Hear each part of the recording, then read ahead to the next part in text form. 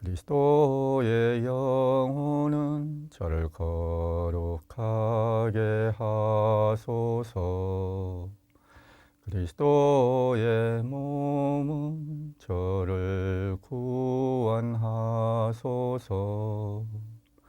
그리스도의 피는 저를 취하게 하소서. 그리스도의 옆구리의 물은 저를 씻어 주소서. 그리스도의 순환은 저에게 힘을 주소서. 오 선하신 예수님, 저의 기도를 들어주소서. 당신의 상처 속에 저를 숨겨주소서.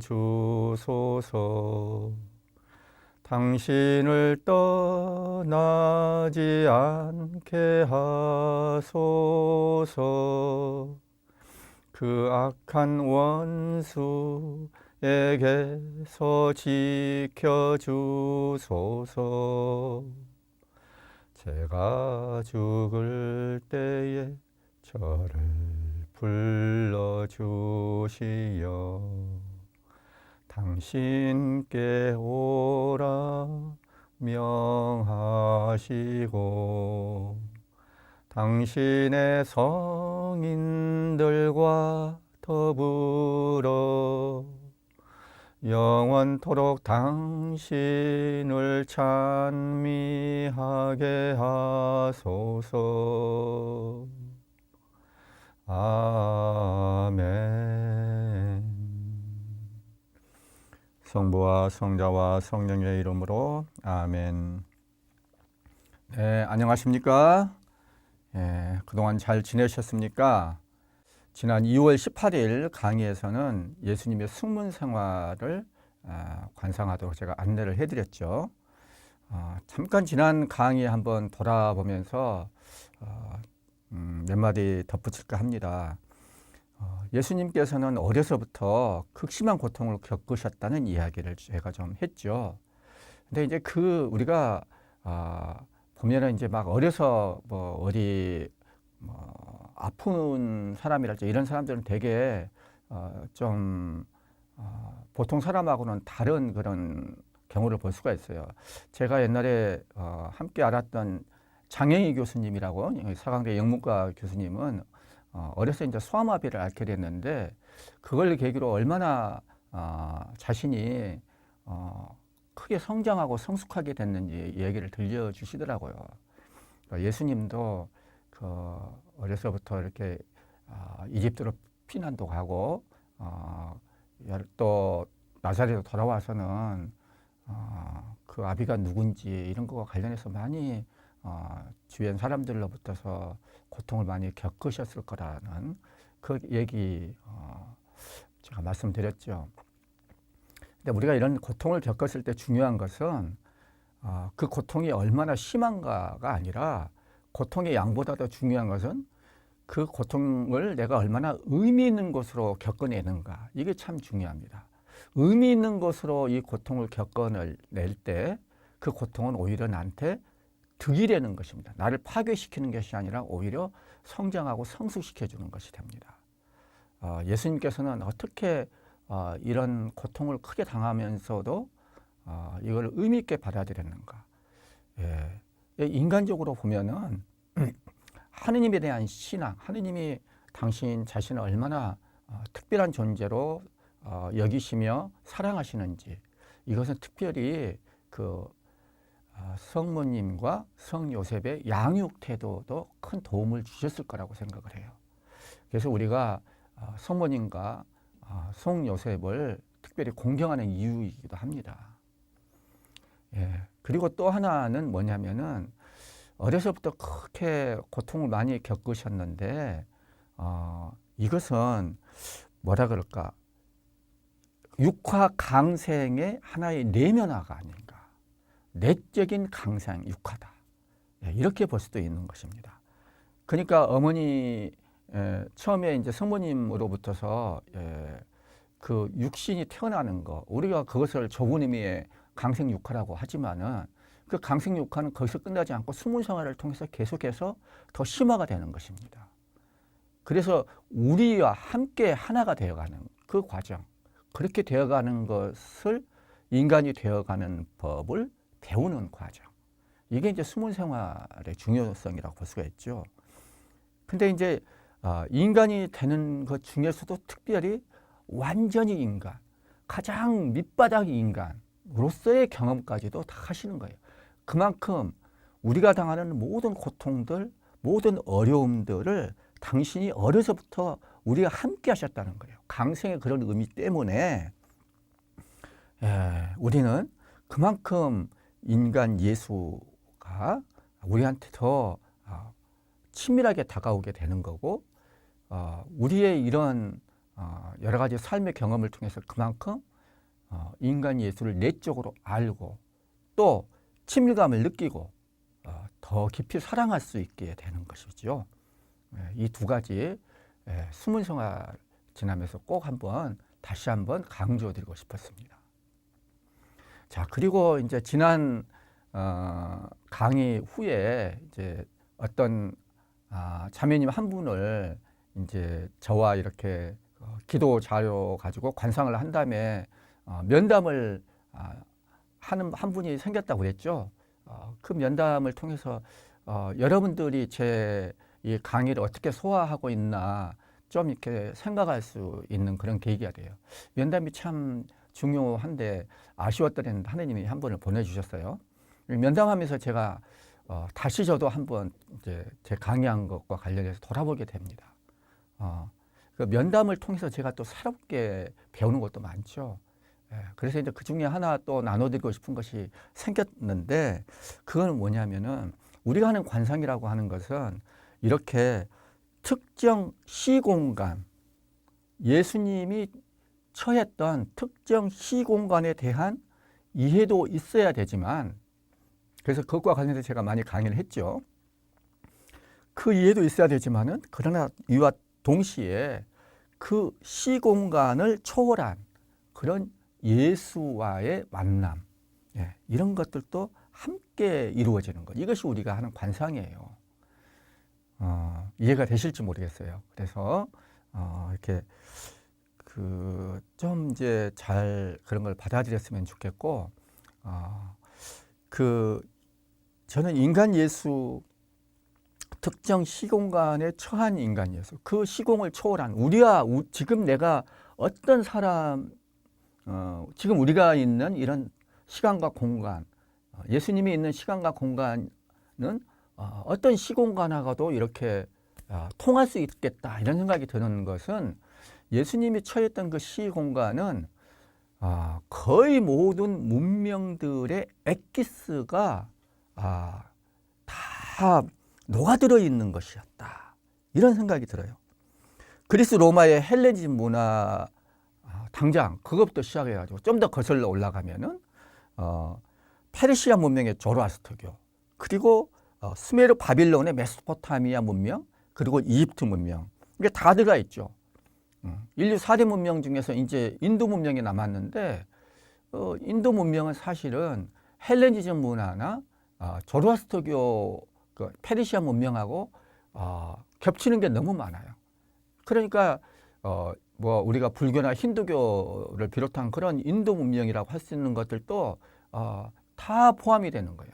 우리가 이 관상을 하면서 딱 이제 포함되지 않은 것이 있다고 한다면은 우리의 동아시아 문명, 황하 문명, 이런 거라고 할 수가 있어요.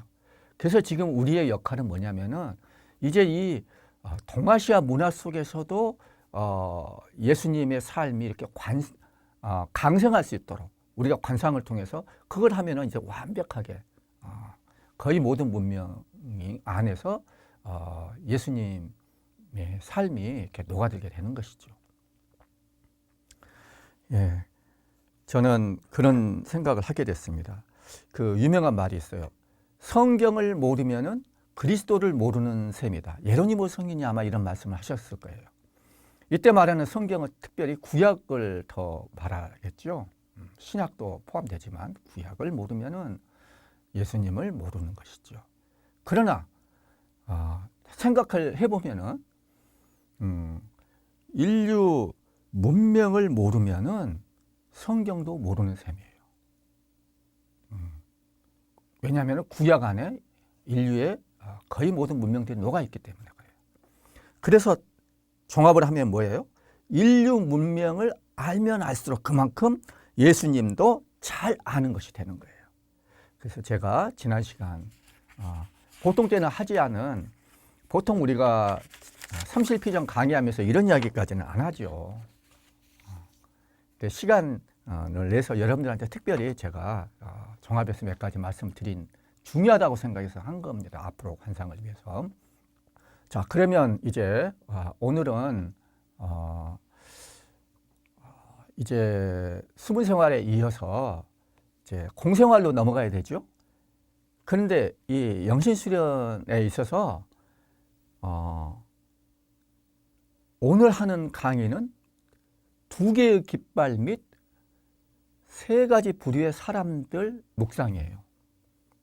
묵상이라고 하지만 2개 깃발 묵상하고 3가지 부류의 사람들 묵상입니다. 묵상이라고 하지만 관상적인 요소도 많아요. 그래서 2개 깃발 묵상이라고 하지만 때로는 2개 깃발 관상이라고도 이렇게 이야기를 합니다.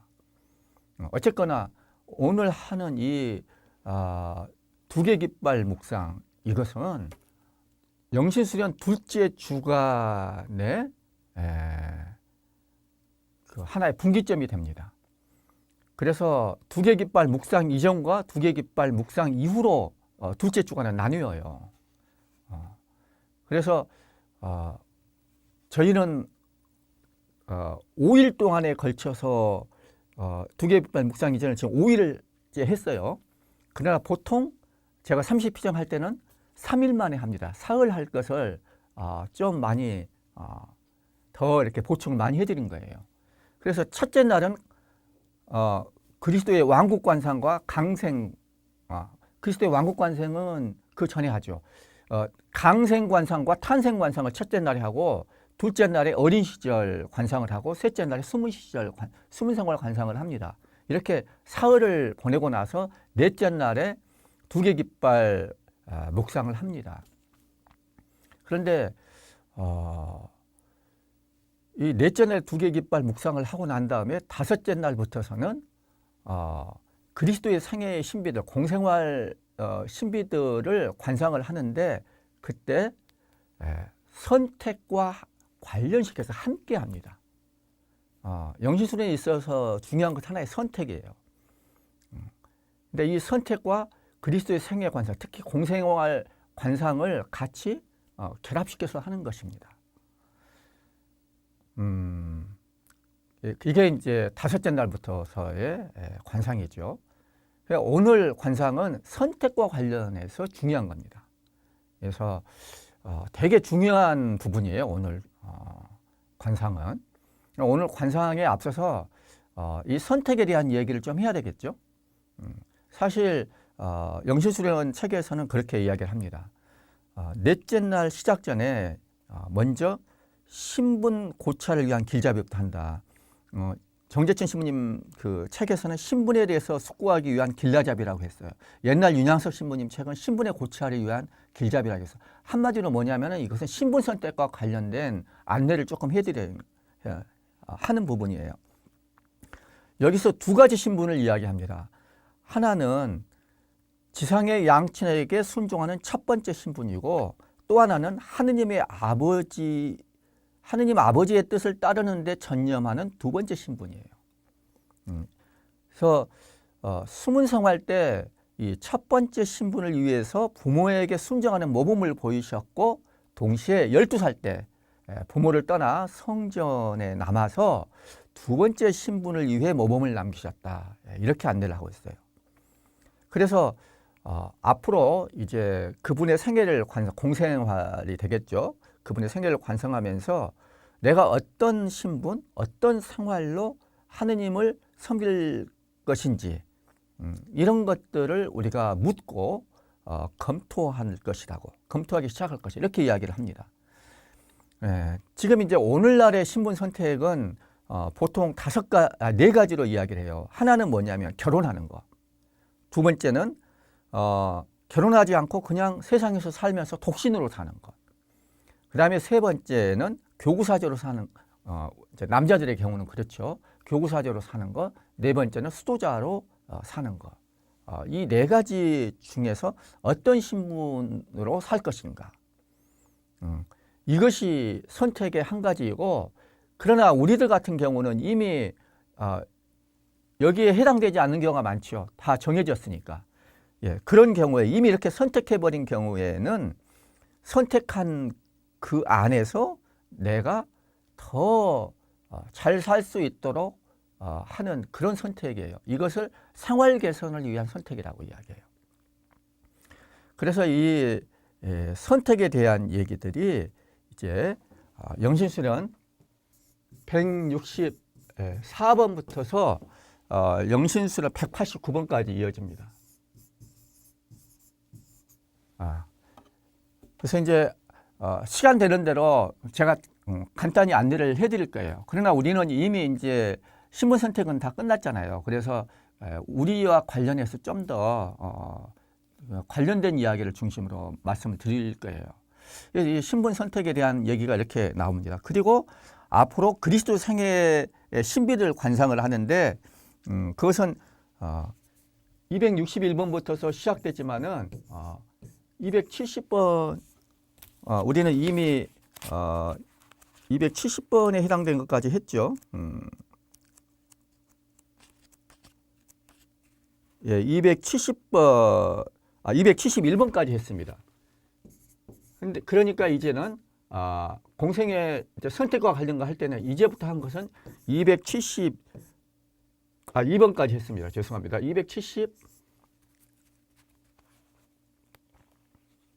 273번부터서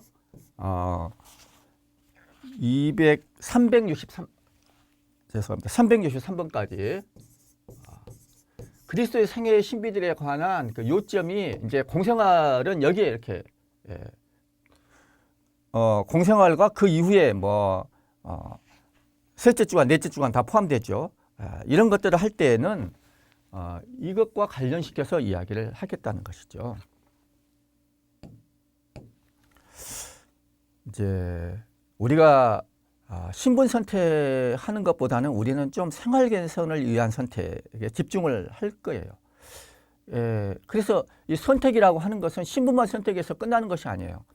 선택한 신분 안에서 내가 더 어떻게 그리스도를 더 잘 섬길 것인가, 이 선택은 계속 남아 있는 거예요. 그래서 이를테면은 내가 언제 잠자고 언제 일어나고 언제 식사할 것인가, 그리고 언제 무엇을 할 것인가, 이런 시간과 관련된 어떤 선택들이 있어요. 하루 일과를 이렇게 보내면서. 그리고 돈을 어디다가 얼마나 쓸 것인가, 이것도 선택이죠. 그리고 이제 우리가 내가 의식적으로 선택할 수가 있는 거예요. 선택은 의식적인 거예요. 우리는 보통 의식하지 않고 그냥 본능대로 그냥 이렇게 그냥 무의식적으로 이렇게 내 습관대로 이렇게 해버릴 수가 있어요. 그러나 중요한 것은 이제 선택을 하면은 그만큼 내가 뭐랄까 자유로운 의지를 잘 활용해 가지고 좀 더 나은 나로 만들어 나갈 수가 있겠죠. 그래서 이렇게 언제 어떻게, 시간을 어떻게 쓸 것인가, 돈을 어떻게 쓸 것인가, 이런 것도 선택을 하지만은 내가 어떤 생각을 어떻게 할 것인가, 어떤 감정을 내가 어떻게 내가 감정을 소화시켜 나갈 것인가, 이런 내면에 대한 것도 선택의 대상이기도 해요. 그리고 생각과 말, 내가 무슨 말을 어떻게 할 것인가 또는 하지 않을 것인가, 이것도 선택이죠. 그리고 행동, 어떤 일, 어떤 행동이나 어떤 일을 할 것인가, 무엇을 할 것이고 그것을 어떻게 할 것인가. 그리고 이제 대인관계, 인간관계죠. 내가 사람을 만나도 어떤 사람을 만나고 그 사람과 만남을 어떻게 가져갈 것인가, 이거 다 선택이에요. 그래서 이런 선택들은 되게 중요하죠. 그래서 앞으로 우리가 공생애를 앞으로 이제 예수님의 공생활을 관상할 건데, 관상을 하면서 이런 선택과 결부시켜서 관상을 한다는 얘기죠. 그래서 그 말씀을 좀 드리고 싶어요. 이런 선택과 함께 우리가 예수님의 공생활 관상을 잘 해나가려면은 그 전에 길잡이로서 두 개의 깃발과 세 부류의 사람들, 이 두 가지에 대해서 묵상을 오늘 하는 것입니다. 그래서 이냐시오 이 영신수련회는 보통 하루에 5번 기도를 하는 경우 두 개의 깃발 묵상을 4번 하고 세 가지 부류의 사람들 묵상을 1번 하거나 아니면은 그냥 성찰하는 걸로. 제가 이제 30일 피정할 때는 그렇게 안내를 합니다. 5번이 벅차서 4번만 할 경우는 두 개의 깃발 묵상을 그냥 3번만 하고 세 가지 부류의 사람들 묵상은 1번 하거나 그렇게 하죠. 자, 이제 두 개의 깃발 묵상 너무 중요한 이거를 하겠습니다. 여러분들은 그 영신수련회 136번부터서 해당되는 게 147번까지 이게 이제 두 개의 깃발 묵상이 나와 있어요. 자, 영신수련에서 가장 중요한 부분이라고 할 수 있습니다. 이냐시오 성인의 어떤 세계관, 역사관, 가치관 이런 것들이 다 집약되어 있는 것이에요. 제가 이제 본당에서 가끔 무슨 사순 특강이나 대림 특강이나 무슨 특강 요청, 강의 요청을 받는 경우가 있어요. 그럴 때 제가 가장 많이 했던 것은 뭐 기도회의에서 뭘 해달라고 할 때 빼놓고 일반 주제에 관해서 할 때는 거의 대부분 두 개 깃발 묵상한 내용을 가지고 제가 강의를 합니다. 얼마나 중요한지 몰라요. 우리가 참된 행복을 누리기 위해서 어떻게 해야 될 것인가? 사람들은 노력이 부족해서 불행하게 사는 게 아니에요. 행복하게 살려고 엄청 노력을 하는데 노력하면 노력할수록 행복하게 되는 것이 아니라 오히려 반대로 불행하는 쪽으로 가버려요. 그게 여러분들이나 여러분들 그 주변에서 많이 보는 모습이에요. 그렇지 않습니까? 그래서 되게 중요한 겁니다. 이걸 왜 이렇게 되어 있나? 이냐시오 성인은 이 세상은 하나의 영들의 전쟁터라고 그렇게 보고 있습니다. 좀 더 깊게 봐요. 영신수련은 바로 이 바탕 위에 구성되어 있는데 이 영적인 세계관은 물질적인 세계관과는 많이 다르죠. 예를 들어서 이제 단체 신채호의 그 유명한 말이 있죠. 조선 상고사회라는 그 책에 나와 있는 건데 거기 보면은 역사란 무엇인가 이렇게 해놓고 인류사회의 아와 비아의 투쟁이 시간으로 발전하고 공간으로 확대되는 심적 활동 상태의 기록이다. 그러면서 결국 역사는 아와 비아의 투쟁의 기록이다. 이렇게 정의를 해요. 굉장히 유명한 말이고 마음에 많이 와닿는 말일 거예요. 그러나 이거는 많이 생각을 하게 만들어요. 사실은. 여기서 이 신채호는 이 아를 소아와 대아로 이야기를 해요. 그래서 대아는 민족 집단 주로 이런 걸 이야기를 한 것이죠. 그래서 민족을 위해서 단체 신채호는 민족이 전부인 사람이었어요. 민족을 위해서 자기 모든 것들을 바친 사람이죠. 근데 이제 이 거기서 말하는 이 아와 비아는 뭘까요? 우리 민족이 아고 타 민족은 비아가 되는 거예요. 그러니까 자기 민족과 다른 민족 사이의 투쟁의 기록이 바로 역사다. 자기 집단과 타 집단의 투쟁의 기록이 바로 역사다. 이렇게 보는 거예요. 근데 이제 단체 신채호도 보면은 아 속에 비아가 있고 비아 속에 아가 있다는 거예요. 예를 들어서 우리 민족 안에 친일파들이 있고 일본 민족도 다 비아가 아니라 일본 민족 안에도 우리 민족을 위해서 애쓰는 그런 착한 일본인들이 있다는 거예요. 그러면 이제 이 아가 뭐고 비아가 뭐냐 좀 더 생각을 하면 이제 그렇게 단순한 문제가 아니라는 걸 알게 돼요. 그래서 저는 이 역사라고 하는 것은 그 우리 성경적인 세계관 또 영신수련적인 세계관에서는 어떻게 다른가 이런 걸 좀 생각할 필요가 있어요. 그리스도교적인 세계관에서는 이 아와 비아라고 하는 것이 참된 나와 거짓된 나 사이의 투쟁이라고 볼 수가 있어요. 그거는 이제 제가 토마스 머튼식의 표현으로 말하는 것이죠. 그래서 이 두 개의 깃발에 보면은 이렇게 아와 비아 단재 신처가 이야기한 것처럼 여기는 두 개의 깃발이에요. 그리스도의 깃발과 루치페르의 깃발이라고 하는 이 양자 태길의 상황에 놓여 있다는 거예요. 영신수련에서 이렇게 말합니다. 우리 주 그리스도의 깃발과 인간 본성의 원수인 루치페르의 깃발 사이에서 내가 뭘 선택하는가 이걸 묵상하는 거예요.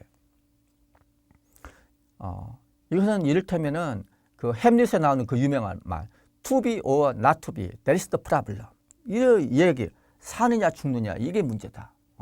이런 것과 비슷한 양자택일의 상황에 놓여 있다는 것이죠. 우리의 삶이라고 하는 것이.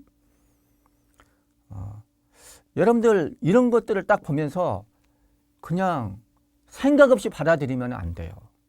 한번 의문을 제기해도 좋아요. 저는 여러분들한테 맹신자가 되기를 바라지 않습니다. 맹목적인 신앙, 우리 영신수련은 그런 거 아니에요. 묻고 따질 거 있으면 묻고 따져야 돼요. 그 다음에 완전히 숙고한 다음에 내 것으로 받아들이는 것이죠. 그래서 이제 뭘 물을 수가 있나 이런 얘기를 듣고 저는 딱 그런 생각이 들었어요. 와, 이거 그 흔히 말하는 이분법적 사고 같은 거 아니야? 어떻게 우리 삶이 그리스도의 깃발과 루치페르의 깃발 둘로 딱 나눠질 수가 있어? 이렇게 여러분들 의문을 제기할 수가 있어요. 한번 생각을 해보세요. 반과 낮은 딱 이렇게 이분법으로 말할 수가 있죠. 그죠? 일몰 시간, 일출 시간을 딱 정해가지고 정확하게 어느 정도 정확하게 밤과 낮으로 이분법적으로 딱 생각할 수가 있어요. 그래서 이분법이 통하는 실제 세계가 있어요. 그러나 많은 경우는 이분법으로 정리하기는 너무 삶이라고 하는 것은 복잡다단해요. 사실은 낮과 밤도 그래요. 낮 속에 밤이 있고 밤 속에 낮이 있다고 볼 수가 있어요. 근데 어쨌거나 지금 이냐시오 성인이 이 두 개 깃발에서 말하는 이것은 이분법적 사고라고 오해할 수가 있어요. 그래서 우리는 이해할 필요가 있어요. 어떻게 이해를 하냐?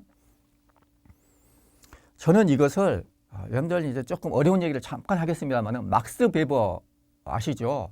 이 막스 베버가 사회과학 방법론으로서 이념형이라는 이야기를 해요. 이념형. 아이디얼 타입. 이념형.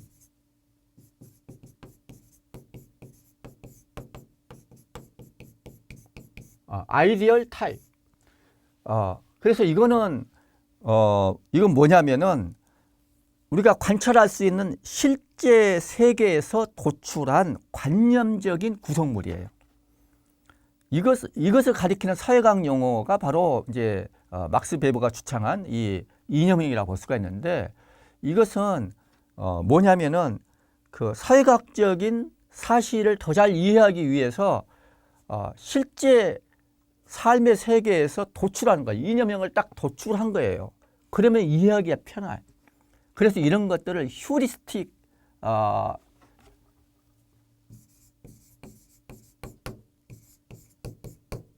휴리스틱한 어드바이스라고 할까? 휴리스틱 어프로치라고 할 수가 있어요. 발견을 위한 하나의 방편이다 이거예요. 이거 이념형이라고 하는 것은 삶의 실제를 좀 더 잘 이해하기 위해서 발견하기 위한 하나의 방편이다. 두 개 깃발이라고 하는 것도 우리 내면 세계에 대해서, 우리 삶의 세계에 대해서 좀 더 잘 들여다보기 위한 하나의 방편으로 택한 것이에요. 그래서 어떤 이분법적인 것이 아니에요. 하나의 이건 도구예요, 도구. 자, 그렇게 말씀을 드리고 싶고, 그 다음에 여기서 또 원수라는 표현 옛날부터 많이 썼죠.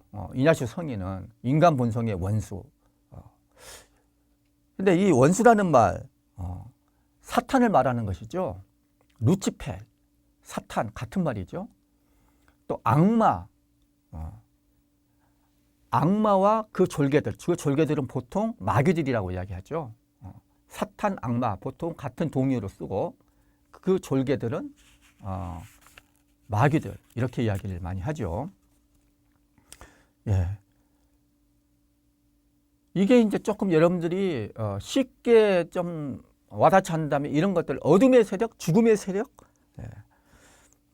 악의 세력 이렇게 이해하셔도 좋아요. 이 원수라는 표현과 관련해서 이 세력, 어둠의 세력, 악의 세력이라는 말이 나와서 말이지만은 이 영 있잖아요, 영. 이 사탄이나 이런 거 다 영이거든요, 마귀들. 순수 영적인 실제예요. 우리가 선한 영, 천사라고 그러죠. 악한 영, 악마, 마귀라고 그래요. 이런 것들은 다 영이에요, 영. 영은 천사를 말해요, 천사. 선한 영, 선한 천사요. 악한 영, 타락한 천사. 그런 걸 말하죠. 근데 이게 탁 와닿지 않으면은 악의 세력 이렇게 생각하셔도 돼요. 악한 영, 그냥 악의 세력. 쉽게 말하면 그렇게. 왜 그렇게 이야기할 수 있냐 하면은 여러분들 중력이라고 하는 것이 있죠. 이 물질적인 세계에서는 중력이라고 하는 것이 작용해요. 이것이 하나의 세력이에요. 중력이라고 하는 것. 중력은 어떻게 되나? 중력은 무엇에 비례해요? 두 물체가 있으면 그 물체에 A라는 물체의 질량, 무게죠. 곱하기 B라는 물체의 질량. 그래서 무게가 큰 것이 같이 붙어 있으면 그만큼 중력이 센 거예요. 그리고 이제 이 두 물체 사이의 거리의 제곱에 반비례한다. 여러분들 물리학에서 이런 이야기를 한 것처럼 중력은 이렇게 작용한 거예요. 그럼 뭔 말이냐? 정신세계에 있어서도, 물질세계에서 이런 것처럼 정신세계에서도 나중에는 이제 이 질량이라고 하는 것이 아인슈타인 때 와가지고 이 에너지하고 같이 교환된다는 걸 알게 됐죠. 그래서 지금은 질량 보존의 법칙이 아니라 질량 에너지 보존의 법칙 이런 이야기를 해요. 어쨌거나 이 질량이든지 에너지든지 뭐가 있냐? 이 중력이 작용하는 것은 물체가 있을 때 그 물체 사이에서 이렇게 중력이 작용하는 거예요. 근데 우리가 악의 세력을 우리는 실제로 경험하잖아요. 내 안에서든지 내 바깥에서 세상에서 악의 세력이 분명히 우리가 실제로 경험하잖아요. 그러면은 이 중력을 우리가 경험하는 것처럼 악의 세력을 경험한 것 있다면은 이 악의 물체, 악의 존재가 있다는 거예요. 그 존재가 질량이 크면 클수록 악의 세력이 크게 작용을 하겠죠. 우리 근처에 와 있으면 그만큼 또 강력하게 작용하겠죠. 그래서 이런 생각을 잠깐 여러분들 이해를 위해서 잠깐 도대체 자꾸 이렇게 영적인 세계관 하는데 뭐냐 이게 실제 우리 삶의 경험을 이야기하는 거예요. 자, 그 다음에 또 하나 이 두 개의 깃발 묵상을 하기 전에 먼저 이해를 위해서 말씀드린다면은 이 두 개의 깃발 묵상은요 그리스도 깃발을 선택할 것인가 아니면은 루치페르의 깃발, 악마의 깃발을 선택할 것인가의 문제가 아니에요. 그걸 위해서 묵상하는 거 아니에요. 이미 우리는 제1주간에서 죄의 묵상을 하면서 그리고 왕국관상을 하면서 이미 다 끝났어요. 그리스도를 선택할 것이라고. 지금 둘째 주간에 들어온 여러분들은 내가 이걸 선택할 것인가 저걸 선택할 것인가 다 끝났어요. 우리는 당연히 그리스도의 깃발을 선택할 거예요. 그런데 이렇게 깃발을 선택하려고 해도 나도 모르게 악마의 속임수에 빠져가지고 속임수에 넘어가가지고 나는 그리스도의 깃발을 선택해가지고 열심히 산다고 했는데 알고 보니까 내가 루치페르 깃발 아래 와 있다는 거. 그걸 우리가 묵상하자는 거예요. 그래서 이 사탄의 계략이 무엇인지 어떤 방법으로 우리를 유혹하려고 하는지 그리스도의 깃발을 선택하려고 그러한 우리를 어떻게 이 사탄이 계략을 써가지고 속임수를 써가지고 우리를 유혹해 가는지 이런 것들을 우리가 잘 알아서 거기서 지켜내야 된다는 거예요. 그 목적이에요. 그래서 우리가 두 개 깃발 하는 목적이 뭔가? 그리스도의 깃발에 제대로 서기 위해서 그냥 결심만 가지고 되는 건 아니다. 알아야 된다. 개교가 무엇인지 알아야 된다. 이런 얘기를 하는 겁니다. 자, 그래서 이제 깃발 세 개의 길잡이가 이제 나오는데 이 137번에 첫째 길잡이는 줄거리다. 이것은 예수님과 악마가 각각 사람들을 자기의 깃발 아래로 불러 모은다는 이야기다. 그 다음 138번에 둘째 길잡이 장소 구성 이야기를 합니다. 여기서는 예루살렘의 거대한 진지를 보는데 그곳에 있는 선한 사람들의 최고 사령관은 우리 주 그리스도이시다. 다른 진지는 바빌로니아에 있으며 그곳에 있는 원수들의 괴수는 루치펠이다. 예, 여기서 장소 구성은 예루살렘과 바빌론이 되겠어요. 이것은 역사적인 경험을 전제로 한 얘기죠. 근데 이 장소 구성, 지금 여기서 말하는 장소 구성은 좀 이렇게 중세식이에요. 너무나 좀 역사적이긴 한데 그래서 좀 더 이거를 현대화시켜도 괜찮을 것 같아요. 한번 과연 이 악마의 본부가 바빌론, 지금 바빌론 없어졌잖아요. 폐허가 되고 말았어요. 그러면 지금 본부가 어디가 있을까? 한번 생각을 해볼 수도 있어요. 그리고 그리스도의 깃발은 지금도 여전히 예루살렘에 있나? 한번 여러분들 나름대로 한번 장소 구성을 새롭게 한번 해보셔도 좋습니다. 그 다음에 이제 셋째 길잡이는 내가 원하는 것을 청합니다. 이것은 성 이냐시오가 정한 어떤 특정 기도의 목적이라고 할 수 있어요. 그게 되게 중요한데 여기서는 두 가지 은혜를 말합니다. 두 개의 깃발에서 청하는 은총 두 가지. 첫째는 악마의 속임수를 알고 거기에 넘어가지 않도록 그로부터 나를 지키기 위해 필요한 도움을 청한다는 거예요. 그래서 이 악마의 계교에 안 넘어가야 돼. 그래서 내 자신을 잘 경계할 수가 있어야 되는 거. 그리고 또 하나의 목적은 뭐냐면은 주님이 보여주시는 진실한 삶을 알고 그분을 본받기 위해 필요한 은총을 청한다는 거예요. 그래서 여기서는 이 두 가지, 악마는 속임수를 써요. 이 속임수를 알아야 돼. 그래서 그로부터 나를 지켜야 돼. 근데 이 그리스도의 깃발의 두 번째 은총은 뭐냐면은 우리 주님의 깃발 안에 이제 내가 서기 위해서 속임수가 아니라 이거는 진실한 삶이에요. 진실한 삶을 알아야 돼. 그 진실한 삶을 알고 그분을 본받기 위해서 필요한 은총을 청해야 돼요. 여기는 지키기 위해서, 이로부터 지키기 위해서. 거짓과 참됨. 이것은 무엇이냐? 이것은 내적인 인식이에요. 악마에 대한 내적인 인식.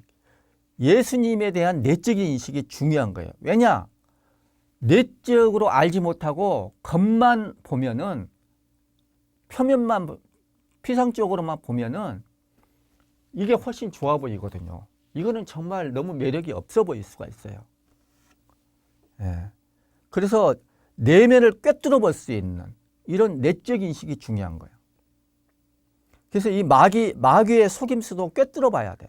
마귀는요, 겉으로 봤을 때 예수님보다도 더 예수같이 보일 수가 있어요. 여러분들 악마나 마귀가 나 악마다, 나 마귀다 이렇게 나타날 게 있어요? 그럼 누가 거기 넘어가? 우리 안 넘어가죠. 근데 많은 그리스도인들이 지금 악마의 깃발 아래 많이 서 있어. 왜 그러냐?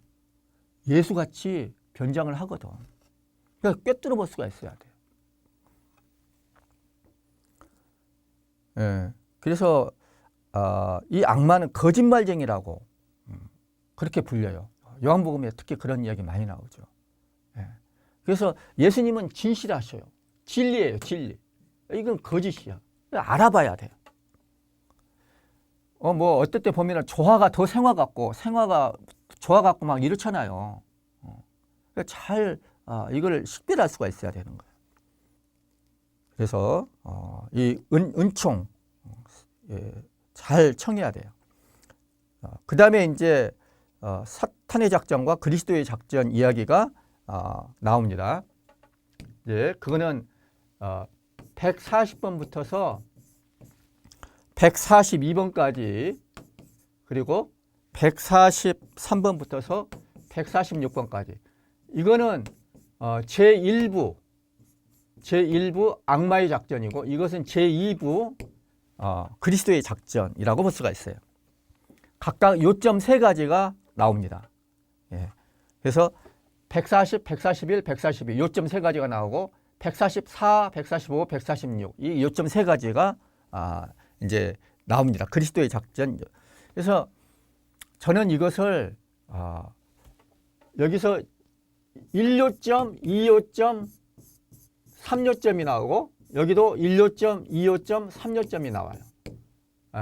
그래서 이게 140번, 141번, 142번이고 이거 144번, 145번, 146번 이게 그리스도의 작전의 1요점, 사탄의 작전 1요점 이렇게 2요점 이렇게 돼요.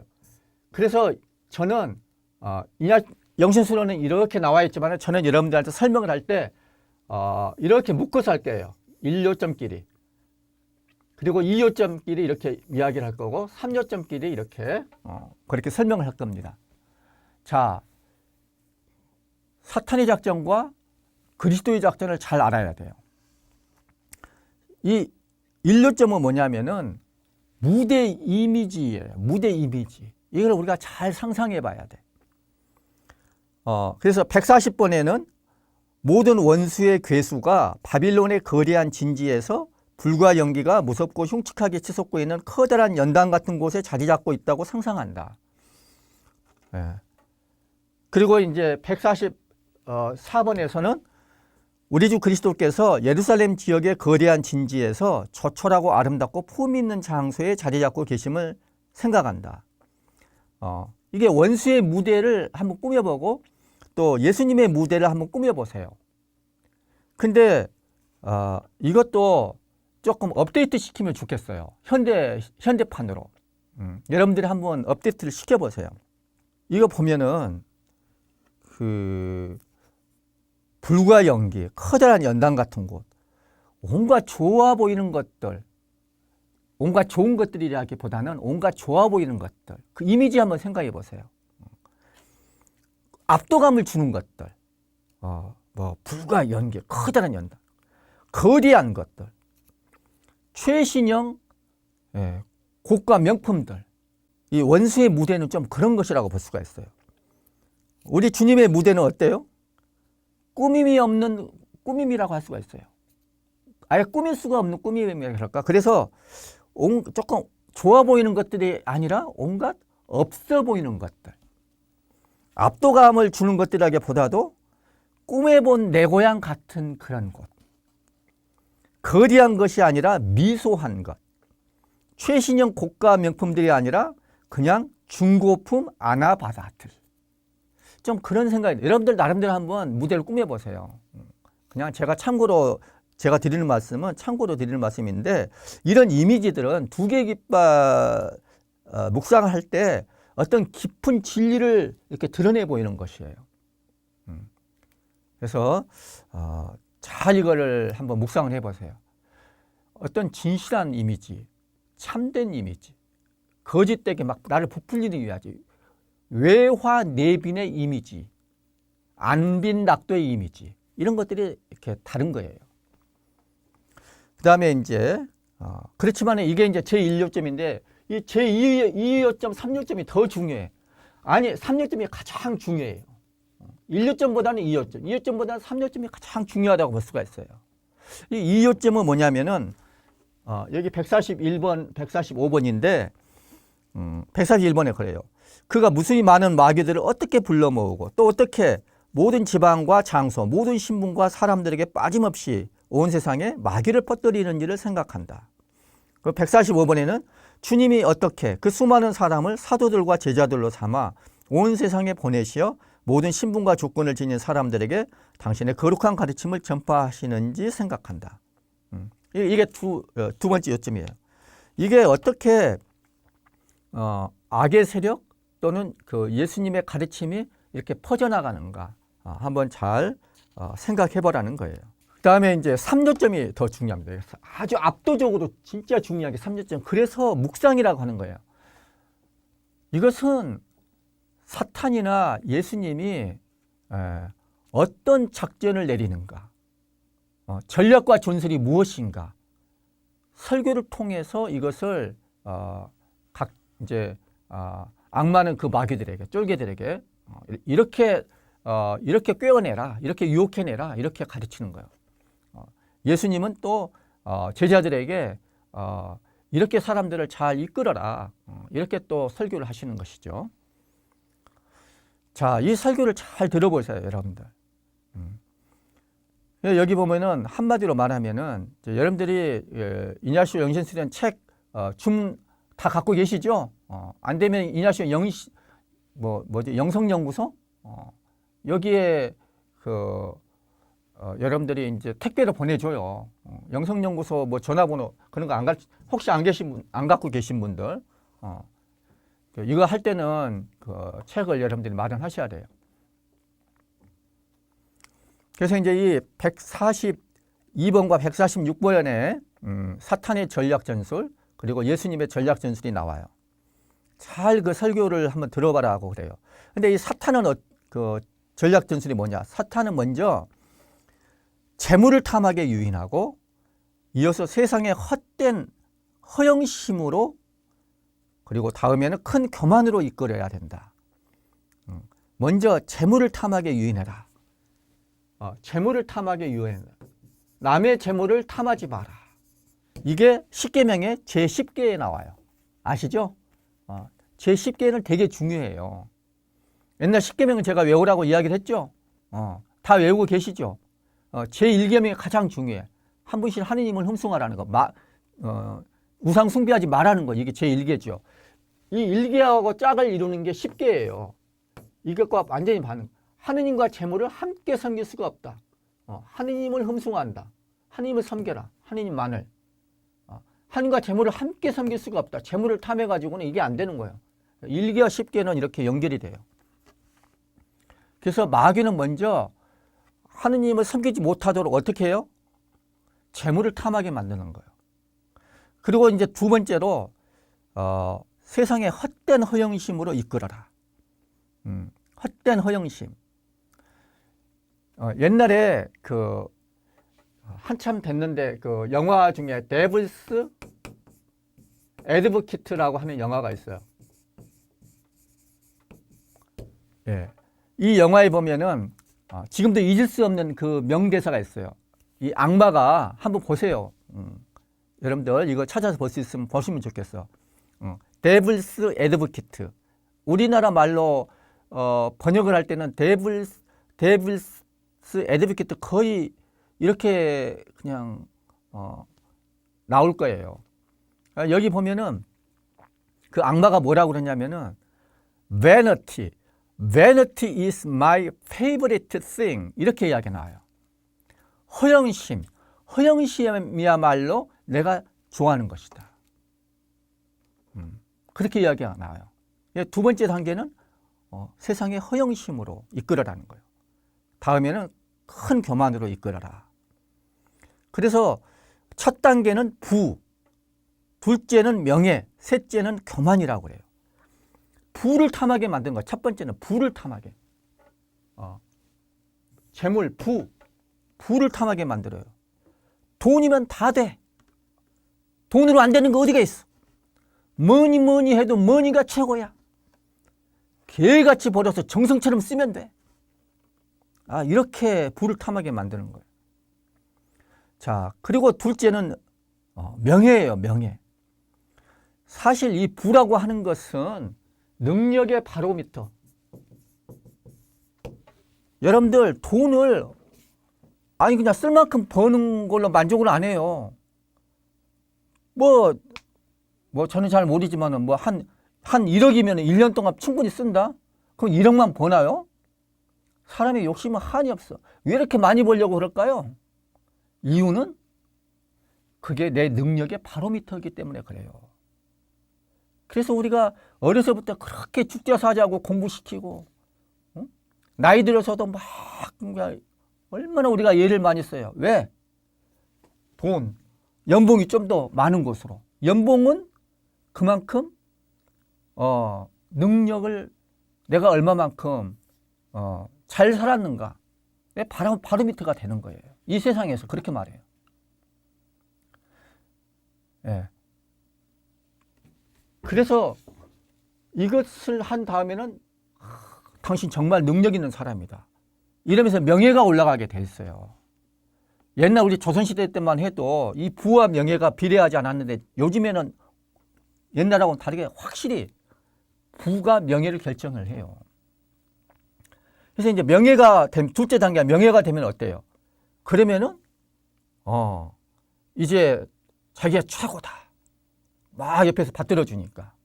예, 그래서 큰 교만으로 가게 되는 것이죠. 그래서 셋째 단계는 교만이 되는 거예요. 그래서 이 세 단계로부터 다른 모든 악행들로 이끌어라 이런 거예요. 이런 걸 한번 잘 들어보고 146번에서는 그와 반대죠. 예수님은 어떻게 말씀하시는가? 사람들이 가난을 원하도록 인도를 하죠. 첫 번째. 그렇죠. 너희는 하느님과 재물을 함께 섬길 수 없다. 마태복음 6장 24절에 나오는 말씀이죠. 이렇게 가난하면 없어요. 가난하면 없이 살아. 가난하게 살아. 없이 살면 어때요? 없인 여겨. 없인 여김을 받아. 그래서 가난, 없인 여김. 두 번째, 없인 여김을 받으면 어떻게 돼요? 겸손하게 됩니다. 내가 아무리 겸손하려고 노력해도 잘 안 되는 것이 이렇게 없인 여김을 받게 되면 자연스럽게 내가 겸손하게 되는 거예요.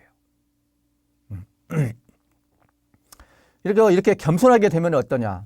모든 덕행이 여기서 따라오게 되는 것이죠. 그래서 주님은 이렇게 살도록 초대를 하십니다.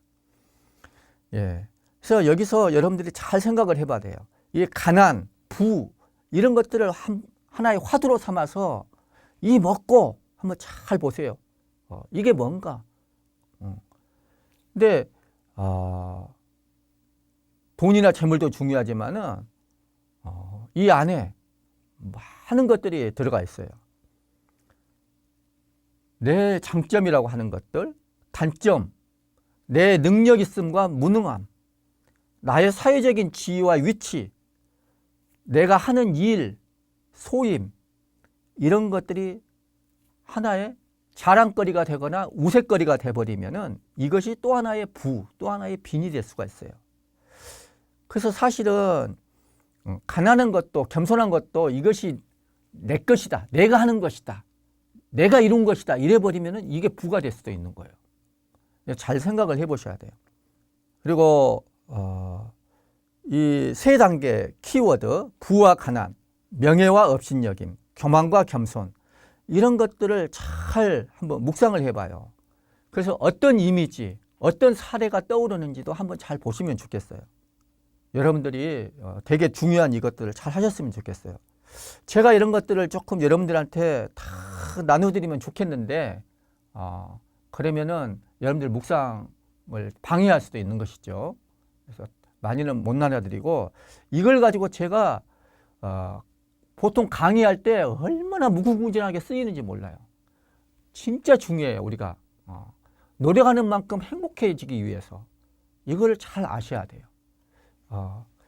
많은 사람들이 얼마나 많이 속고 사는지 몰라. 자, 이 부와 가난 이것은 소유의 문제예요. 모든 것이 다 내 것이냐 아니면 모든 것이 다 하느님의 것이냐 이 얘기예요. 그리고 명예와 업신여김 이것은 하나의 자리의 문제예요. 그래서 제가 이것과 관련해서 이사야서 14장 3절, 4절 그리고 13절부터서 15절까지 이거 보면은 많이 참고가 될 거예요. 여기 보면은 주님께서 너에게 지워진 이것은 뭐냐면은 바빌론 임금에 대해서 이제 하는 얘기예요. 들어보세요. 주님께서 너에게 지워진 심한 노역에서 너를 풀어주시는 날에 너는 바빌론 임금에 대하여 이러한 노래를 지어 부를 것이다. 너는 네 마음속으로 생각했었지. 나는 하늘로 오르리라. 나는 구름 꼭대기로 올라가서 지극히 높으신 분과 같아져야지. 그런데 너는 저승으로 구렁의 맨 밑바닥으로 떨어졌구나. 이런 거예요. 이게 이제 명예로 유인하는 거예요. 저는 고등학교 교육을 통해서 이 두 번째 단계 명예에 대한 유혹을 많이 교육을 받았어요. 사실 학교에서 이런 거 가르쳐. 사탄이 학교 교육에 이렇게 들어와 있어요. 우러러 보아라, 우러러 보라, 우러러 보라, 우리 위용을 새로운 역사 창조한 우리 위용을 장공 나르는 독수리냐 포효하는 범이냐. 제가 광주일고 나왔는데 광주일고의 응원가였어요. 나를 우러러 보래. 새로운 역사 창조한 우리 위용을 우러러 보라는 거야. 이런 것들이 우리한테 얼마나 많이 내면화되어 있는지 몰라요. 그래서 우리는 자꾸 위로 올라가려고 그러는 거예요. 명예, 위로 자꾸 올라가려고 그래요. 위로, 위쌍자, 쌍 하면서 저 위에 있는 걸 나도 위에 있는 사람을 보면서 속으로 쌍 하면서 위로 이렇게 막 올라가는 거예요.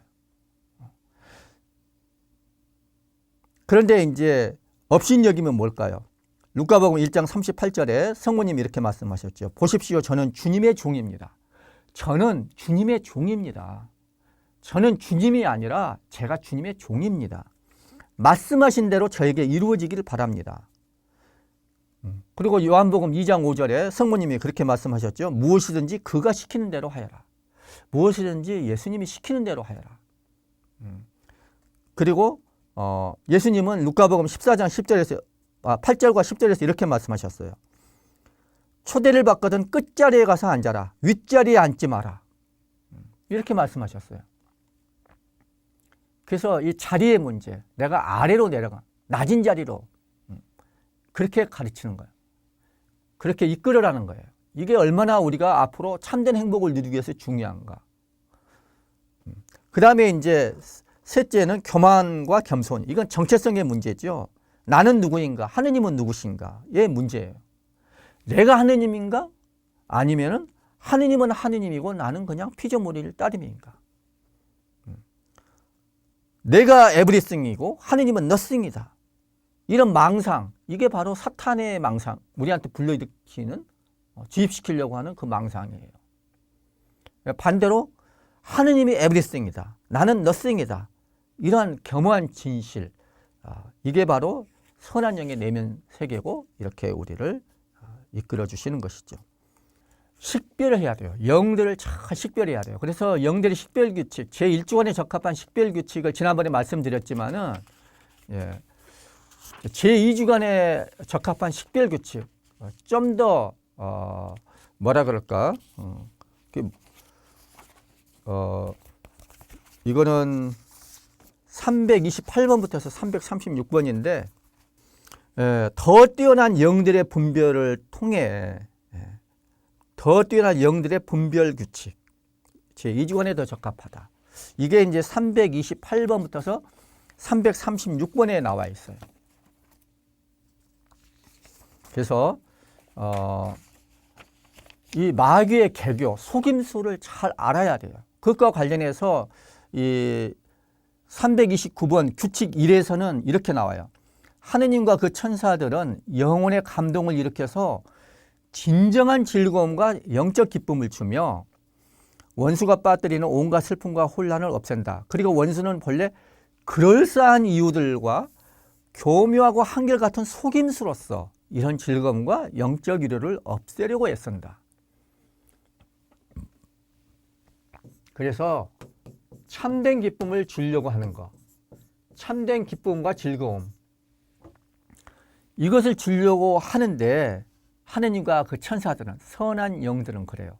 그런데 이 악한 영들, 원수는 교묘한 속임수로서 이런 즐거움, 이런 위로를 없애려고 하는 거예요. 그게 이제 규칙 1이에요. 그래서 참된 것인가 거짓된 것인가를 잘 분별할 수가 있어야 돼요. 그 다음에 이제 332번 규칙 4번에는 이런 이야기가 나와요. 본래 악한 천사는 빛의 천사의 모습을 취한다고 해요. 악한 천사, 악한 영. 이 영은 다른 말로 천사예요. 이 악한 천사, 악한 영은 어떠냐? 어떻게 하느냐? 이게 빛의 천사, 빛의 천사의 모습으로 다가온다는 거예요. 이게 변장을 하고 오는 거예요. 빛의 천사의 모습을 취하여 열심한 영혼인 척하고 들어가서 결국 자신의 본 모습을 드러낸다는 거예요. 그래서 처음에는 거룩한 좋은 생각들이 들게 하지만 나중에는 자신의 은밀한 속임수들과 사악한 의도에 빠져들게 한다는 거예요.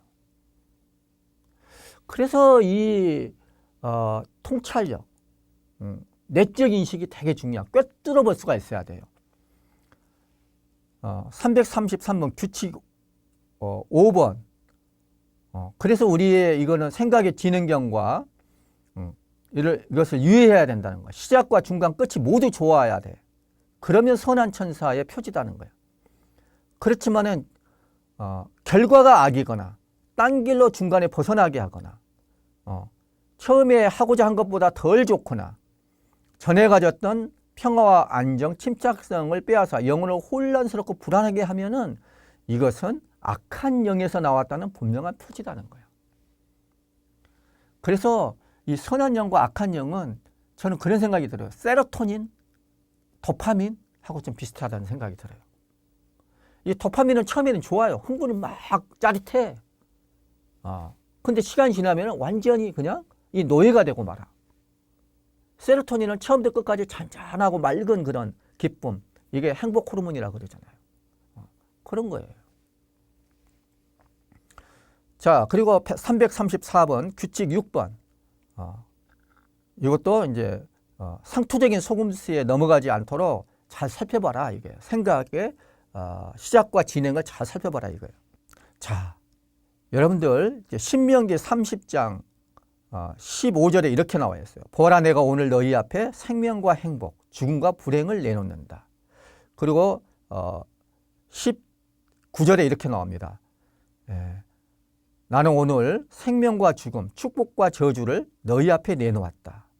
너희와 너희 후손이 잘 살려면 생명을 선택해야 한다. 이렇게 나와 있어요. 그리고 마태오복음 7장 13절 14절에는 이렇게 나와 있어요. 너희는 좁은 문으로 들어가라. 멸망으로 이끄는 문은 넓고 길도 널찍하여 그리로 들어가는 자들이 많다. 생명으로 이끄는 문은 좁고 또 그 길은 얼마나 비좁은지 그리로 찾아드는 이들이 적다. 멸망으로 이끄는 문과 길은 넓다는 거고 생명으로 이끄는 문과 길은 좁다는 거예요. 근데 여러분들 이게 뭐가 문제일까요? 사람들이 우리가 중력의 법칙 여기서 통해요. 많은 사람들이 그리 가면은 내 안에 힘이 없으면은 그냥 그리 나도 쏠려가 버려. 저희 형수님이 약국을 하시는데 어떤지 아세요? 바로 맞은편에 다른 약국이 있어. 근데 우리 약국에 손님들이 많이 오잖아요. 그러면 와가지고 그리고 다른 맞은편의 약국은 손님이 없어. 그러면은 그냥 간단한 약 사려면은 손님 없는 약국으로 가면 되잖아요. 근데 간단한 약 사려고 해도 우리 약국으로 오는 거야. 많이 있으면 그리 끌려와. 중력의 법칙이 있는 것처럼. 지금 우리 사회도 마찬가지예요. 멸망으로 이끄는 그 문과 길에 사람들이 많이 포진되어 있으면 뭣도 모르고 막 그리 쫓아가는 거예요.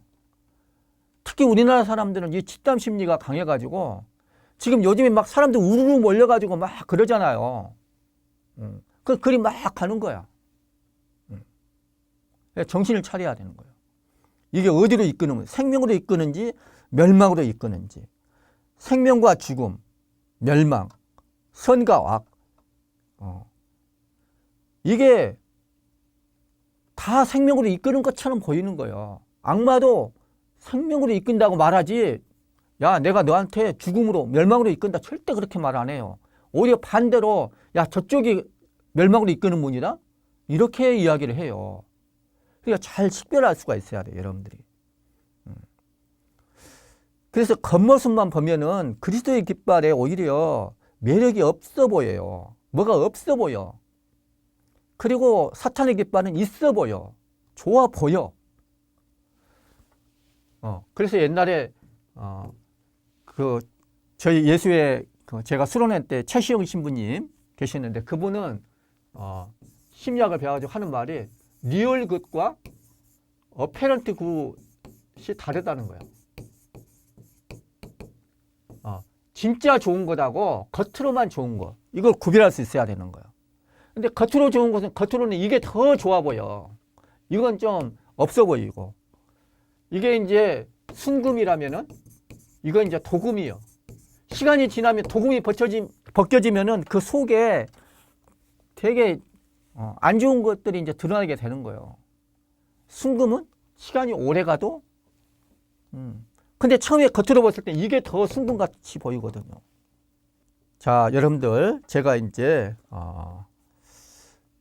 그 두 개 깃발 묵상을 하기 위해서 참고가 되는 그 성경 구절, 그리고 영적 독서에 관련된 걸 말씀드리겠는데, 갈라디아서 5장 16절에서 26절, 그리고 로마서 7장 14에서 25절, 에페소서 6장 10절에서 18절, 그리고 베드로전서 5장 8절에서 9절까지 한번 참고를 해 주셨으면 좋겠어요. 다 적으셨어요? 적으세요. 시간 드릴게. 꼭 읽어보세요. 영적 독서로. 그리고 준주성범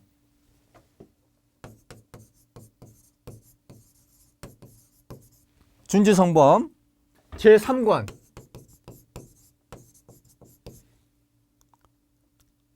제54장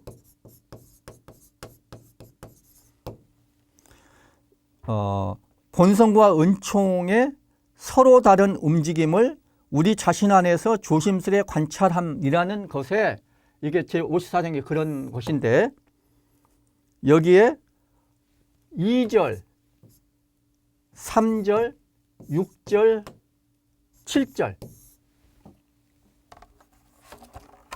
꼭 한번 보세요. 두 개 깃발을 묵상하는데 아주 요긴한 참고가 될 겁니다. 근데 여기서 본성과 은총이라고 대비를 시켰어요. 영시수련에서는 본성과 은총이라고 안 해요. 선한 영과 악한 영, 사탄의 작전과 그리스도의 작전으로 바꿔요. 왜냐? 이 준주성범은 인간의 본성을 악하다고 그렇게 보기 때문에 그래요. 그러나 이냐시오 성인은 나중에 스콜라 철학을 배워가지고 본성을 악하다고 이야기하지 않아요. 오히려 인간 본성의 원수가 악하다고 하는 것이지. 그래서 본성과 은총이라고 이렇게 서로 다른 움직임이라고 이렇게 이야기를 했는데, 준주성범에서는 본성은 사탄의 작전, 악한 영에 해당돼요. 그리고 은총은 그리스도의 작전, 선한 영에 해당이 되는 것이에요. 그렇게 여러분들 두 개 깃발을 사탄의 작전과 관련해서 본성의 이야기 나온 것을 보고 참고를 하시면 돼요. 여기서 잠깐 제가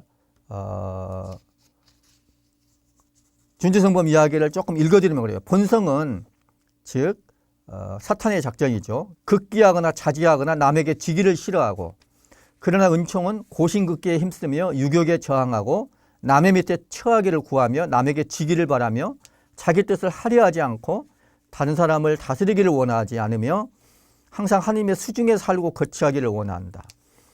본성은 자기 이익을 위하여 움직이고 은총은 자기에게 무슨 유익할 것이나 편할 것을 찾지 아니하고 오직 많은 사람들에게 유익할 것을 도모한다. 본성은 명예를 얻고 공경받는 것을 좋아하나 은총은 명예와 존경을 충실히 하나님께 돌려보낸다. 이게 2절에 나온 이야기예요. 그리고 3절에 나오는 이야기는 본성은 수치와 천대를 무서워하나 은총은 예수님의 이름으로 말미암아 모욕을 당하게 된 것을 특권으로 생각하고 기뻐한다.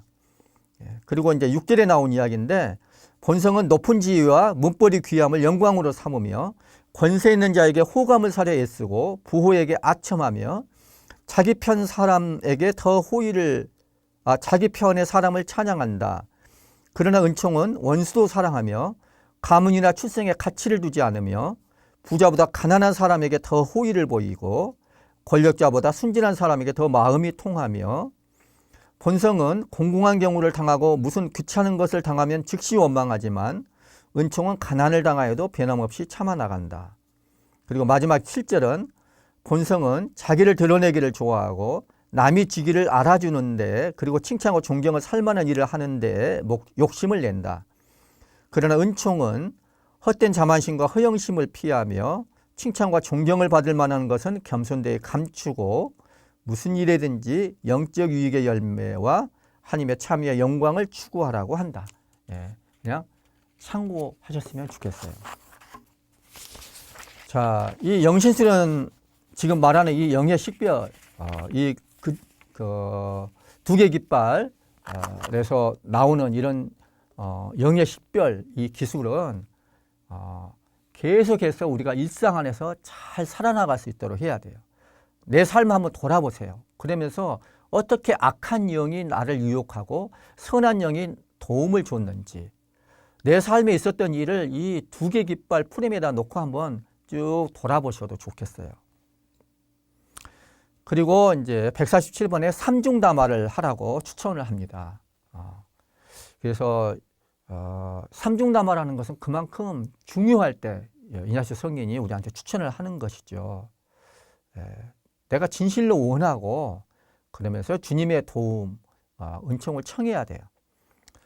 자, 이 두 개 깃발 묵상과 관련해 가지고 세 가지 부류의 사람들 묵상을 이냐시오 성인은 함께 우리한테 권하고 있습니다. 149번부터 156번까지입니다.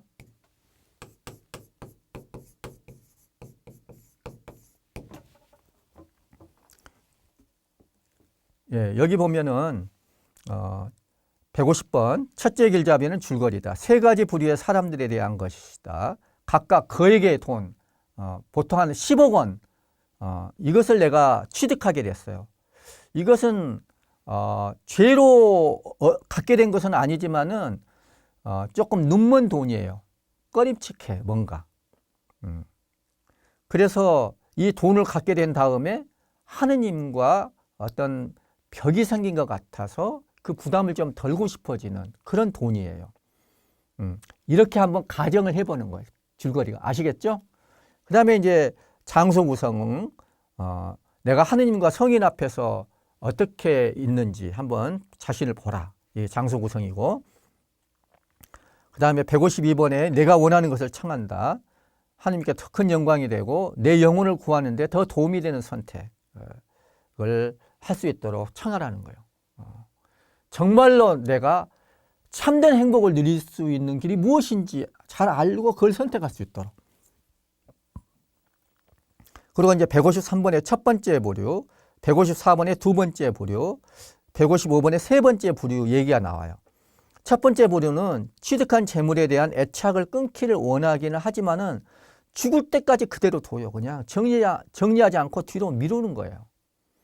두 번째 부류는 뭐냐? 타협을 해요. 취득한 재물을 취한 채 애착을 끊기를 원하지만은 자기 걸 포기하려 하지 않아. 그래서 하나님하고 협상해, 흥정해. 그래서 자신의 뜻을 하나님의 뜻으로 만들 수 있으려고 이렇게 예를 쓰는 거예요. 타협해. 주님, 이건 제가 가져갈게요. 대신 이거 가지고 제가 좋은 데 쓸게요. 응? 이렇게 타협을 하는 거예요. 무슨 말씀인지 아시겠죠? 세 번째 부류는 뭐냐? 무질서한 애착 없이 주님의 뜻만을 찾아요. 초연함, 내적 자유를 누리는 그런 사람의 부류라고 볼 수가 있어요. 그래서 원리와 기초 그때 이야기를 했죠. 이 두 개 깃발은 원리와 기초하고도 많이 이제 통하는 게 많은데 그때 원리와 기초에서 제가 초연함, 내적 자유를 이야기를 했잖아요. 그래서 이삭 봉헌하는 거 그걸 한번 묵상하도록 여러분들한테 기도 자료로 드렸죠. 그래서 여기서 중요한 건 뭐냐? 내가 취득한 게 이게 내 거냐 아니면 하느님의 것이냐. 이게 참 포인트라고 볼 수가 있어요. 그래서 이 첫 번째 부류나 두 번째 부류는 내가 취득한 이 재물이 그냥 내 거라고 그렇게 생각하고 싶고 거기에 집착을 하는 거예요. 세 번째 부류는 이건 내 거 아니다. 이거 다 하나님께서 주신 것이다. 그래서 하나님한테 다시 하나님 뜻에 맞게 써야 된다. 그런 것이죠. 이거는 두 개 깃발 관상 때처럼 삼중 담화를 하라고 156번에 나와 있고 그러면서 이제 담화 때 가난이 싫거든요. 내가 취득한 재물이 있으면 이거 갖고 싶거든요. 근데 이거를 딱 하느님한테 이렇게 내어놓으려고 하면은 이 가난이나 부에 대해서 내가 초연하지 못하잖아요. 그러면 저항을 하게 돼. 그렇게 싫은 거야, 그런 게. 그럴 때 어떻게 해야 되나? 이 무지스한 애착을 없애고 가난을 선택하도록 담화를 통해서 주님한테 청하는 거예요. 이것을 아제르콘트라고 그러죠. 제가 계속 말씀드렸죠. 아제르콘트라의 은총을 청하는 거예요. 나는 이거 갖고 싶어요. 이거 내놓기 싫어요. 이런 무지스한 정에 대해서 내가 아제르콘트 갖고 싶으면 갖고 싶을수록 더 내놔버려. 그러면은 결과적으로 내가 더 진정한 행복을 누리게 된다니까요. 이거를 은총으로 내가 알아들을 수 있으면 좋겠어요. 내적인 인식. 그래서 제가 이것과 관련된 옛날 이야기 두 가지를 들려드리겠습니다. 지금부터. 그래서 이 세 가지 부류의 사람들 눈먼 돈이 무엇인지 이것을 어떻게 바보같이 이걸 내놨을 때 이게 얼마나 지혜로운 선택이 되는 것인지를 잘 여러분들한테 알려드린 거예요. 하나는 뭐냐면은 제가 이제 대학교 교양 한문을 들을 때 그때 접하게 된 거예요. 이게 뭐냐면 형제 투금.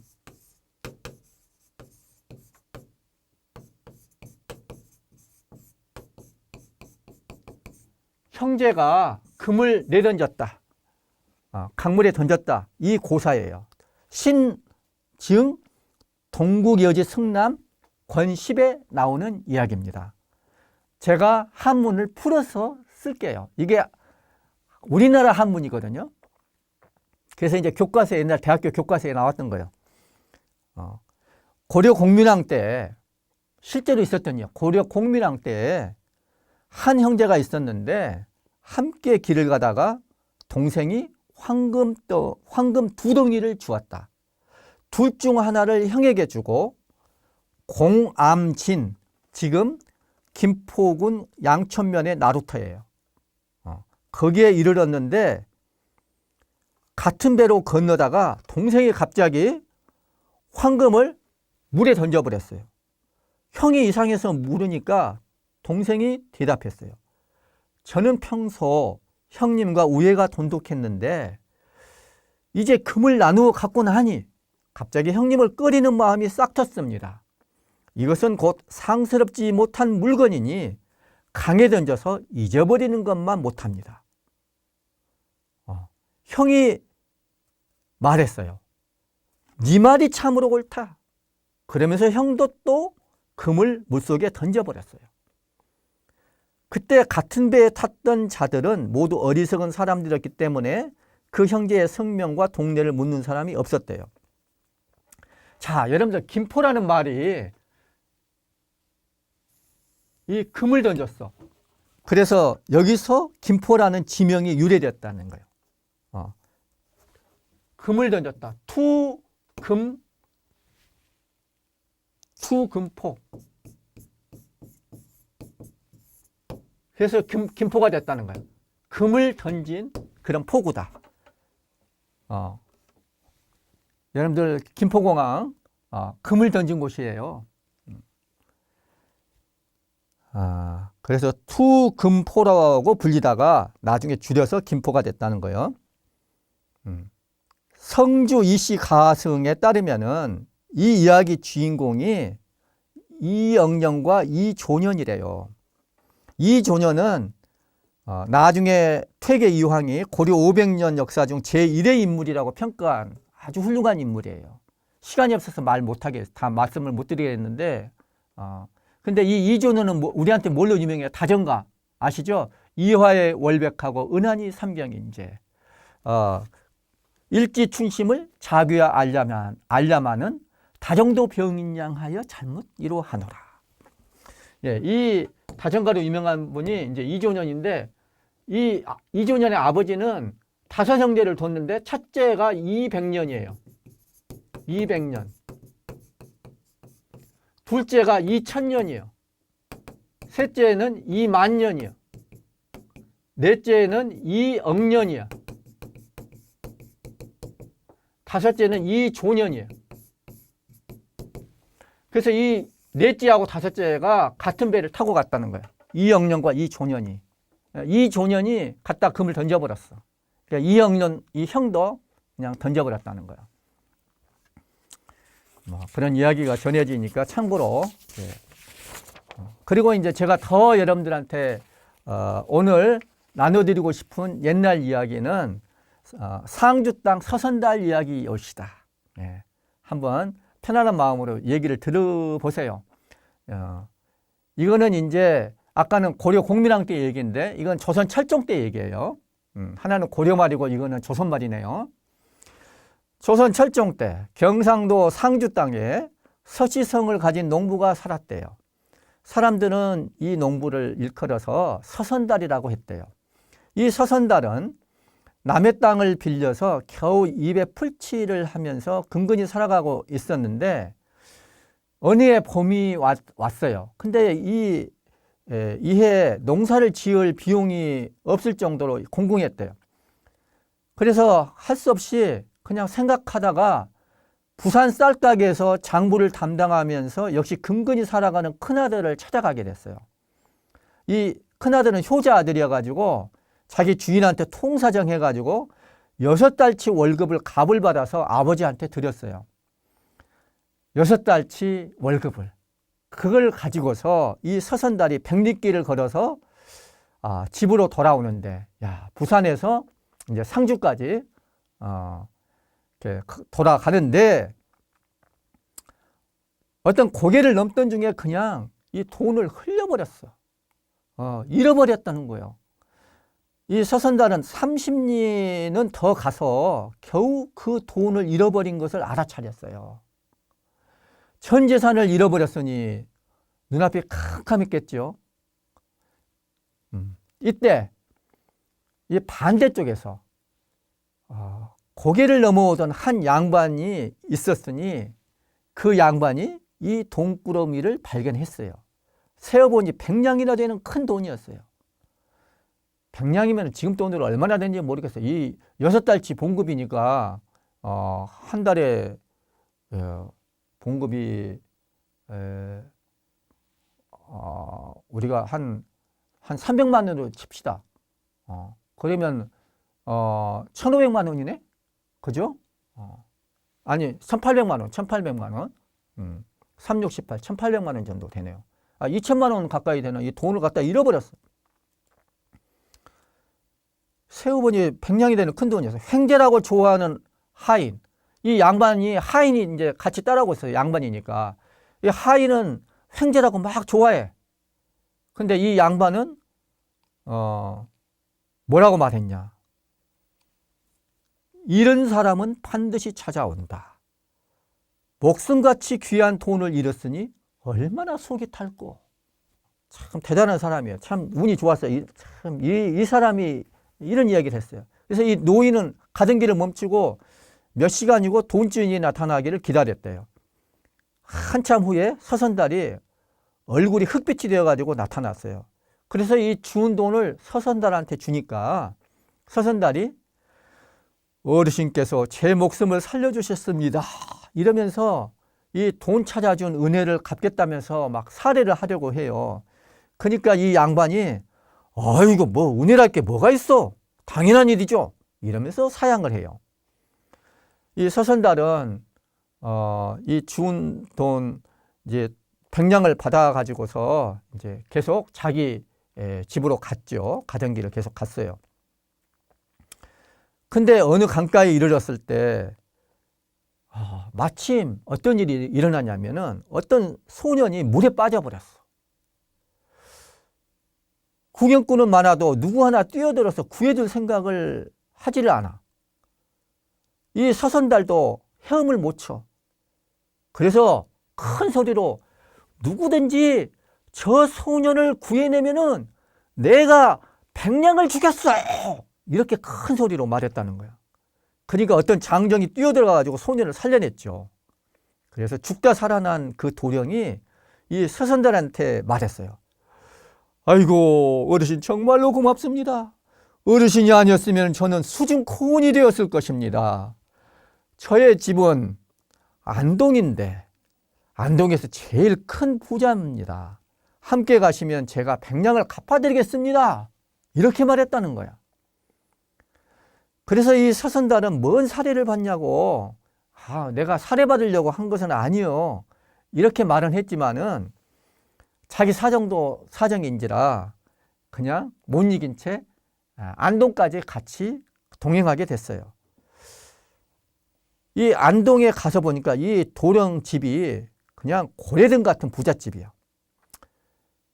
그 부잣집에서 이 도령의 아버지가 나왔는데 그 아버지가 뭐냐? 깜짝 놀랐어요. 바로 서선달의 돈을 찾아준 바로 그 양반이었던 거예요. 온 재산을 다 털어서 제 아들을 구해주시다니요.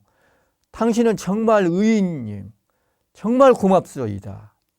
그러니까 서선달이 아닙니다. 대개 아드님은 어르신께서 살려내신 것입니다. 제가 돈을 잃었다면 무슨 수로 살렸겠습니까? 또 이렇게 말했다는 거예요. 그러니까 이 양반이 이 안동 부자 양반이 아이고 무슨 겸손의 말씀이십니까? 제 7대 독자 외아들을 살려주신 이 은혜 100골이 되고도 잊지 않겠습니다. 이렇게 말했다요. 그래서 이 안동 권씨가 봐요. 이 안동 권 부자는 눈물을 흘리면서 아들을 살려준 그 보답으로 상주고을을 찾아가서 죄송합니다. 그 아들을 살려준 보답으로 돈 100냥이 아니라 돈 1000냥을 나귀에 실어서 서선달한테 줬대요. 100냥이 1000냥이 되어서 돌아온 거예요. 이것도 눈먼 돈이죠. 눈먼 돈을 하나님의 뜻에 따라서 탁 내어놓는 거야. 초연한 마음으로. 뭐 돈 워낙 부자니까 뭐 그랬겠다 이렇게 생각할 수 있지만은 부자가 더 무서울 수 있는 거예요.